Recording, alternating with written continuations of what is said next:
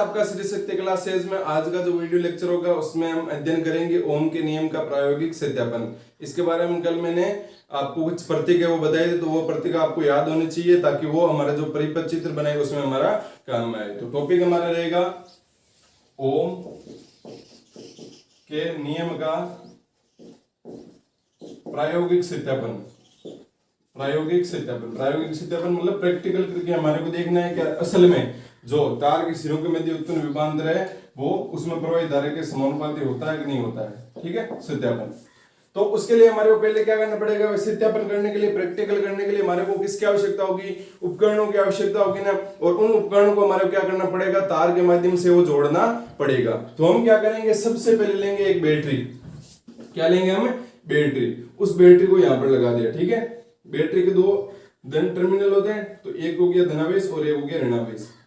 अब हम यहाँ पर क्या करेंगे, इस प्रकार से एक हमने बैटरी ले ली। ठीक है, अब यहाँ पर देखो ये एक तार होगा, इस तार के यहाँ पर हम लगाएंगे, या चलो यहाँ पर आगे लिख लेते हैं, ये यहाँ पर हम लगाएंगे एक एमीटर। क्या लगाएंगे, एमीटर। ठीक है, ये प्लस ये माइनस, ये जो प्लस होगा वो प्लस वाले से यहाँ पर जुड़ जाएगा। ठीक है भाई, हमने देखा ना प्लस वाला प्लस से जुड़ता है, माइनस वाला माइनस से जुड़ता है, ये भी ध्यान में रखना आपको। ठीक है, तार तो बैटरी लगे, बैटरी के बाद में हमने तार लिया और यहाँ पर क्या लगा दिया, एक एमीटर लगा दिया। एमीटर क्यों लगाया हमने, क्योंकि हमारे को क्या करना है, धारा चेक करनी है और विभवांतर चेक करना है। कहने का मतलब हमारे को एमीटर भी लगाना पड़ेगा और वोल्ट मीटर भी लगाना पड़ेगा, दोनों चीजें यहाँ पर लगानी पड़ेगी। अब देखो आगे क्या करते हैं, अब हम यहाँ पर लेते हैं आगे, अब यहाँ पर एक अलग से तार जोड़ते हैं। ठीक है, एक तार जोड़ देते हैं या फिर इसी के माध्यम से कुछ भी, मान लो यहाँ पर एक तार जोड़ देंगे, उसको नाम दे देंगे PQ। ठीक है, क्या नाम दे देंगे, PQ। या इसी तार का हम मतलब इस जो ये तार है ना, इसी तार को हम एक नाम दे देंगे PQ। अब यहाँ पर अब इसके क्या लगेंगे हमें, इसके लगेंगे हमें समांतर क्रम में वोल्ट मीटर, क्योंकि वोल्ट मीटर हमेशा किस में लगा जाता है, समांतर क्रम में लगा जाता है। अब ये भी देख लो, ये प्लस बैटरी का प्लस किससे जुड़ा हुआ है, प्लस से। ये देखो पूरा तार आ रहा है, ये भी प्लस है, वो भी किससे जुड़ा है, बैटरी के प्लस से जुड़ा है। तो ये इंपॉर्टेंट बात वो भी आपको ध्यान में रखनी है। ठीक है, अब उसके बाद में देखो आगे, यहाँ पर ये तार को ऐसे आगे बढ़ाया, फिर यहाँ पर आगे बढ़े। अब यहाँ पर आपको एक लगानी है कुंजी। ठीक है, अब ये कुंजी देख लो, यहाँ पर कुंजी जो है वहां पर इसके बीच में डॉट नहीं है, इसका मतलब परिपथ अभी चालू नहीं है, मतलब धारा प्रवाहित नहीं हो रही, अभी तो हमने बनाया नहीं है पूरा। ठीक है, अब यहाँ पर हम इसको जोड़ देते हैं, तार को यहाँ पर वापस से जोड़ दिया, इतना कार्य हमारा हो गया। ठीक है, अब ये हो गया ओम के नियम का प्रायोगिक सत्यापन का परिपथ चित्र। ये क्या हो गया, परिपथ चित्र, ये हो गया। इतना आपको समझ में आना जरूरी है। परिपथ चित्र हमारा बन चुका है। अब हमारे को क्या करना है, यहाँ पर धारा प्रवाहित करनी है। धारा प्रवाहित करके हमारे को देखना है कि एमीटर में क्या रीडिंग आ रही है और वोल्ट मीटर में क्या रीडिंग आ रही है। अगर हम यहाँ पर चेक करेंगे, ओम का नियम क्या था, V समानुपाती था I था। कहने का मतलब V का मान जैसे जैसे चेंज हो रहा है या फिर I का मान जैसे जैसे चेंज हो रहा है वैसे वैसे V का मान चेंज हो रहा है कि नहीं हो रहा है, वो चीज देखनी है। तो अब ये से परिपथ बना लिया, बैटरी लगा दी हमने, एमीटर लगा दिया। एमीटर श्रेणी क्रम में लगा दिया, देखो एक ही तार में लगे, हमने अलग से कोई तार नहीं लिया। जबकि वोल्ट मीटर के लिए देखो हमने अलग से तार लेके वो वोल्ट मीटर लगाया। तो वोल्ट मीटर लगाया समांतर क्रम में, ये लगाया श्रेणी क्रम में। श्रेणी क्रम में कोई अलग से तार नहीं लेंगे, जबकि समांतर क्रम में अलग से तार लेना पड़ेगा। ठीक है, और ये वोल्ट मीटर मापेंगे तो ये किस किस के मध्य वोल्ट मापेगा, ये P और Q के मध्य वोल्ट मापेगा। क्योंकि हमने पढ़ा ना विभव क्या होता है, विभवांतर क्या होता है, एक बिंदु से दूसरे बिंदु तक ले जाने में किया गया कार्य, मतलब एक बिंदु और दूसरे के बिंदु के मध्य जो विभव अंतर है वही तो विभवांतर होता है।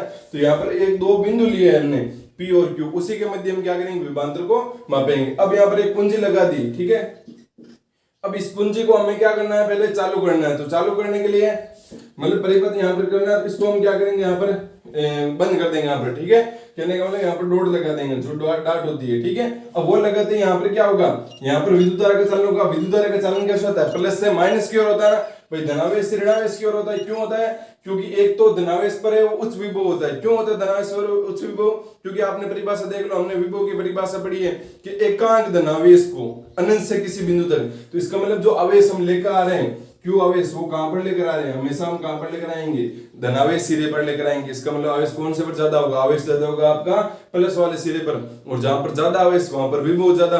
विभव ज्यादा मतलब यहाँ पर उच्च विभव, यहाँ पर निम्न विभव। और मैंने आपको बताया कि विद्युत धारा का चलन कैसे होता है, उच्च विभव से निम्न विभव की ओर होता है। इसलिए यहाँ पर विद्युत धारा का चलन होगा उच्च विभव से निम्न विभव की ओर। तो आपको एरो प्रदर्शित करना पड़ेगा। तो ये प्लस से चल रही है, इस प्रकार से यहाँ पर विद्युत धारा का चलन हो रहा है।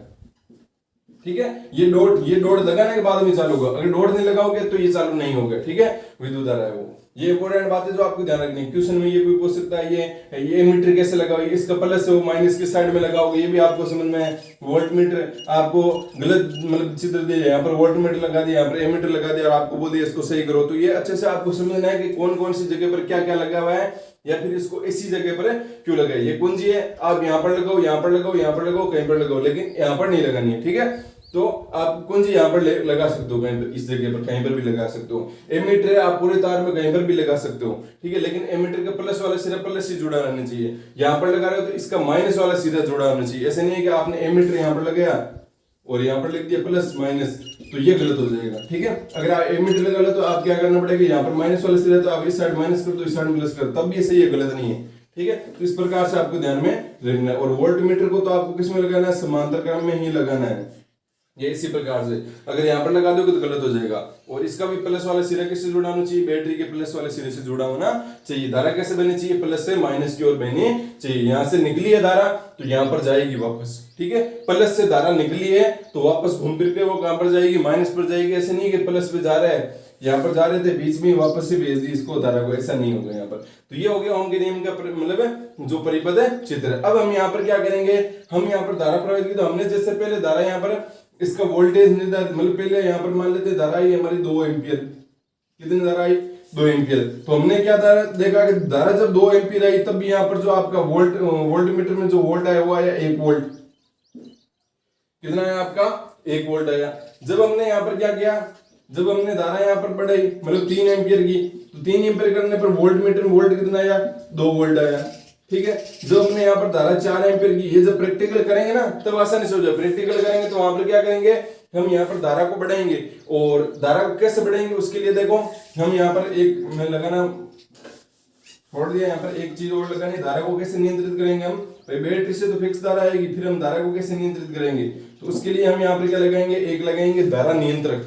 क्या लगाएंगे, धारा नियंत्रण, या फिर बोलेंगे उसको रियोस्टेट। क्या बोलेंगे, रियोस्टेट या फिर धारा नियंत्रक। और वो कैसे लगेगा, वो लगेगा कुछ इस प्रकार से। ये प्रतिरोध बनाया, ये प्रतिरोध का चिन्ह होता है, ठीक है। अभी प्रतिरोध के बारे में हम पढ़ेंगे क्या होता है। तो ये इस प्रकार से यहाँ पर चिन्ह लगाया और यहाँ पर इस प्रकार से एरो लगाया और इस प्रकार से यहाँ पर इस तार को नहीं जोड़ना है, ये ऐसे खुला ही रहना है, ठीक है। अगर यहाँ पर लगाओगे, कैसे लगाओगे, यहाँ पर तो आपको ये जो तार है यहाँ पर इस प्रकार से प्रतिरोध का चिन्ह, और यहाँ पर या तो यहाँ से ले लो इस प्रकार से, या फिर यहाँ से नहीं लेते हो तो आपको यहाँ से लेना पड़ेगा, लेकिन ये वाला नहीं छोड़ना है आपको, ठीक है।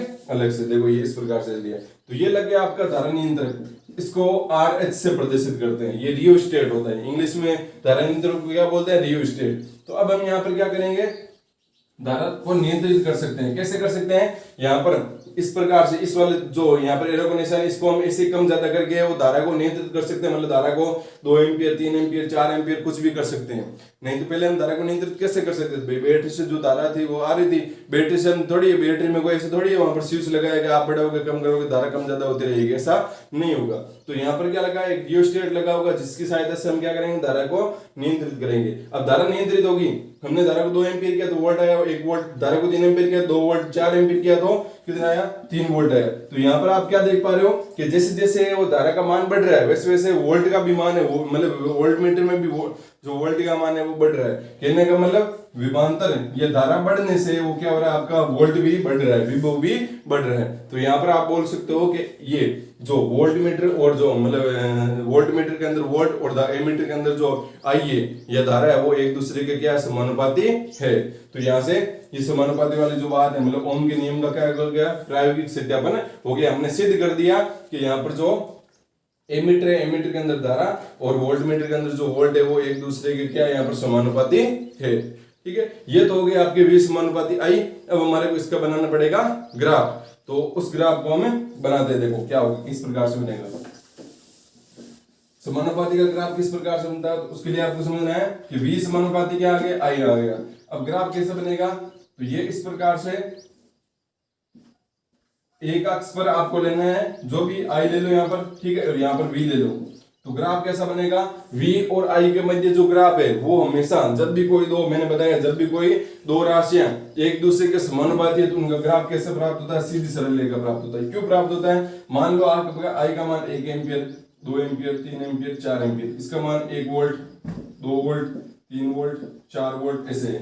तो आपने क्या देखोगे यहाँ पर कि जब धारा का मान 2 एम्पियर था तब V का मान कितना आ रहा था, धारा का मान 2 एम्पियर, तो V का मान आ रहा था आपका कितना 1 वोल्ट। तो आप इसको यहाँ पर ऐसे आगे बढ़ाओगे, ठीक है, ऐसे करोगे, इसको थोड़ा ऊपर ले लेते हैं,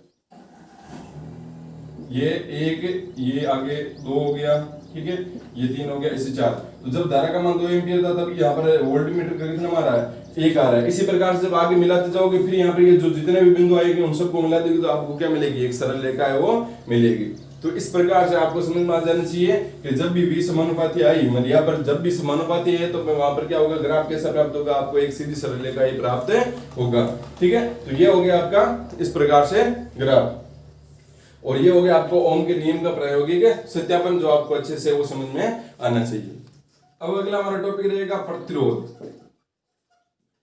हमारे को प्रतिरोध के बारे में अध्ययन करना है, ठीक है, कि प्रतिरोध है वो क्या होता है। तो उसके लिए देखो प्रतिरोध किसके अंदर आएगा, जिसके अंदर धारा प्रवाहित होगी उसी के अंदर प्रतिरोध आएगा, ठीक है भाई। कोई भी चालक तार होगा उसके अंदर धारा प्रवाहित है वो होगी तब वहां पर क्या आएगा, प्रतिरोध आएगा, ठीक है।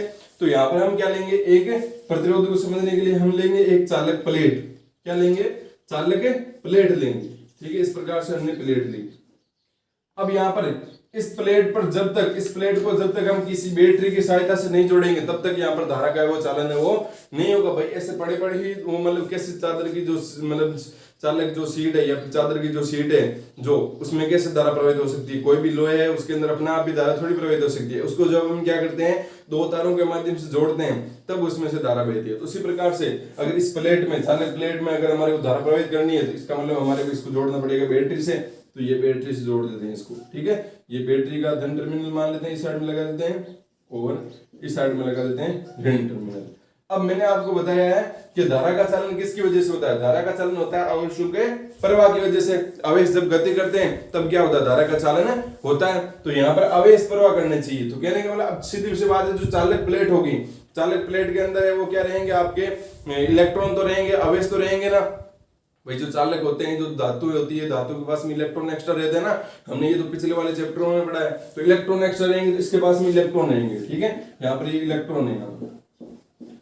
अब यहाँ पर जो ये जो चालक प्लेट है वो कोई एक ही, मतलब ऐसे नहीं है कि जो चालक प्लेट है वो शुद्ध अवस्था में हो, यहाँ पर शुद्ध अवस्था में नहीं होती, यहाँ पर कुछ ना कुछ क्या रहती है, अशुद्धियां भी रहती है। कहने का मतलब यहाँ पर छोटे छोटे परमाणु भी होते हैं इस प्रकार के, ठीक है, क्या रहते हैं, परमाणु भी होते हैं।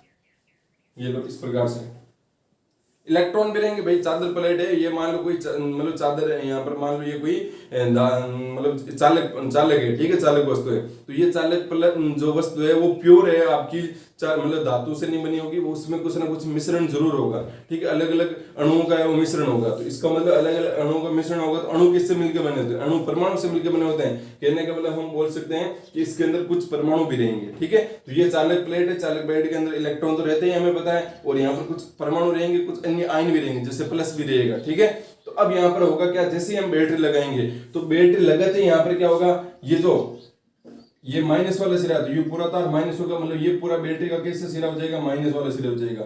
और ये कैसे सिरा हो जाएगा, ये प्लस है तो यहाँ पर प्लस वाला सिरा हो जाएगा। अब मैंने आपको बताया था कि माइनस माइनस एक दूसरे को क्या करते हैं, प्रतिकर्षित, मतलब समान आवेश एक दूसरे को प्रतिकर्षित करते हैं और विपरीत आवेश एक दूसरे को क्या करते हैं, आकर्षित करते हैं। तो यहाँ पर माइनस है वो क्या करेगा, माइनस को क्या करेगा, प्रतिकर्षित। इलेक्ट्रॉन है वो क्या करेंगे, इस तरफ गति करना चाहेंगे। अब जब इलेक्ट्रॉन इस प्रकार से गति करेंगे तो गति करते समय ये देखो बीच में कौन आ रहा है, यहाँ पर जब ये इलेक्ट्रॉन गति करेगा तो इसके बीच में कौन आ रहा है, ये आ रहा है परमाणु। क्या आ रहा है, ये परमाणु आ रहा है। ये आ रहा है परमाणु बीच के अंदर। इसका मतलब ये जो परमाणु है वो इलेक्ट्रॉन की गति में बाधा उत्पन्न कर रहा है। इलेक्ट्रॉन की गति में क्या उत्पन्न कर रहा है, बाधा उत्पन्न कर रहा है। तो हम इसको ऐसे बोल सकते हैं कि परमाणु है वो क्या कर रहा है, आवेश की गति में बाधा उत्पन्न कर रहा है। भाई इलेक्ट्रॉन क्या है, एक आवेश है। तो कौन सा आवेश है, ऋणावेश है। तो हम बोल सकते हैं कि जब चालक प्लेट पर जो मतलब बैटरी लगाई जाती है तो बैटरी लगाते ही वहां पर क्या होता है, इलेक्ट्रॉन गति करने लगते हैं। लेकिन इस चालक प्लेट के अंदर उपस्थित जो परमाणु है, अणु है, आयन है, वो क्या करते हैं, इलेक्ट्रॉन की गति में बाधा उत्पन्न करते हैं या आवेश की गति में बाधा उत्पन्न करेंगे। अब सीधी सी बात है, आवेश की गति में बाधा उत्पन्न होगी, मतलब किसकी गति में बाधा उत्पन्न होगी, आवेश की चलता है तो वो विद्युत धारा बोलते हैं। तो हम बोल सकते हैं आवेश की गति में बाधा उत्पन्न हो रही है, मतलब विद्युत धारा की गति में बाधा उत्पन्न हो रही है। तो उसी को हम क्या बोलते हैं, प्रतिरोध बोलते हैं। तो यहाँ पर प्रतिरोध का कार्य कौन कर रहा है, यहाँ पर प्रतिरोध का कार्य कर रहा है, प्रतिरोध का यहाँ पर कार्य कर रहे हैं परमाणु, कर रहे हैं यहाँ पर परमाणु, क्योंकि परमाणु में क्या कर रहे हैं, इलेक्ट्रॉन गति में बाधा उत्पन्न कर रहे हैं। परमाणु बोल दो या फिर इसके अंदर अणु भी रहेंगे, ठीक है, या आयन रहेंगे अलग अलग जो, ठीक है, वो क्या करेंगे, इसकी गति में बाधा उत्पन्न करेंगे। तो ये करते हैं आपके प्रतिरोध का कार्य। तो प्रतिरोध यहाँ पर समझ में आ जाना चाहिए कि प्रतिरोध होता क्या है। प्रतिरोध वो होता है जो आवेश के मार्ग में बाधा उत्पन्न करता है, या फिर आवेश के मतलब बोल सकते हैं कि विद्युत धारा के मार्ग में बाधा उत्पन्न करने वाला जो होता है उसी को हम क्या कहते हैं, प्रतिरोध कहते हैं। प्रतिरोध नाम से पता चल रहा है, ठीक है, रोधन का कार्य कर रहा है, रोधन रोकने का कार्य कर रहा है, ठीक है, इलेक्ट्रॉन को रोकने का कार्य कर रहा है। तो जो आवेश के मार्ग में बाधा उत्पन्न करता है उसी को हम प्रतिरोध कहेंगे, और इसको इसके माध्यम से हमने वो समझ लिया यहाँ पर। और ये तो पता है नॉर्मल सी बात है कि जो आवेश के प्रवाह है, मतलब धारा कैसे चलेगी, धारा चलेगी आपकी ऐसे, ठीक है, प्लस से निकल के माइनस की ओर, तो धारा इस प्रकार से चलेगी। और यहाँ पर वो भी आ देख लो कि जिस दिशा में धारा चलती है उसके विपरीत दिशा में इलेक्ट्रॉन चलते हैं ना, तो इलेक्ट्रॉन तो प्लस की तरफ आकर्षित होगा ना। तो ये भी आपको बात ध्यान में रखनी है। धारा का प्रवाह है उच्च विभव से निम्न विभव की ओर होता है, इलेक्ट्रॉन के विपरीत दिशा में धारा का प्रवाह होता है, या बोल सकते हो धारा है वो इलेक्ट्रॉन की विपरीत दिशा में चलती है, ठीक है। इस प्रकार से जो छोटी छोटी बातें हैं वो आपको ध्यान में रखनी है, इससे छोटे छोटे क्वेश्चन से वो बन जाते हैं। अब प्रतिरोध की परिभाषा लिख लेते हैं। प्रतिरोध क्या होता है, प्रतिरोध है वो आप क्या होता है कि आप बोल सकते हो आवेश के मार्ग में आने वाली बाधा को प्रतिरोध कहते हैं। क्या कहते हैं, प्रतिरोध कहते हैं, ठीक है। या फिर आवेश के मार्ग में बाधा आने वाली, या फिर बोल सकते हो धारा के मार्ग में आने वाली बाधा को हम क्या कहते हैं, प्रतिरोध कहते हैं। इस प्रकार से हमने प्रतिरोध की परिभाषा लिख ली है। और प्रतिरोध का फॉर्मूला क्या होता है हमें पता है, V बराबर क्या होता है, आई आर होता है। तो यहाँ से R बराबर क्या हो जाएगा, V बटा I हो जाएगा। तो ये क्या होता है आपका प्रतिरोध का फॉर्मूला होता है, ठीक है। तो इसको आपको अच्छे से समझना है कि प्रतिरोध होता क्या असल में और कैसे हमने देख लिया। तो प्रतिरोध है जैसे परमाणु यहाँ पर क्या किसका कार्य, प्रतिरोध का कार्य कर रहे हैं ना, तो इसी प्रकार से ये प्रतिरोध है हो गया। तो प्रतिरोध आपको समझ में आना चाहिए कि प्रतिरोध है वो क्या होता है, और प्रतिरोध का फॉर्मूला क्या होता है, मात्रा का आपको पता है, प्रतिरोध का मात्रा क्या होता है, ओम होता है। तो ये हो गया आपका प्रतिरोध के बारे में और ओम के नियम का प्रायोगिक सत्यापन। बाकी जो हमारा जो बच जाता है उसका अध्ययन हम अगले वीडियो लेक्चर में करेंगे। तब तक आप इसको अच्छे से वो अध्ययन कर लीजिए।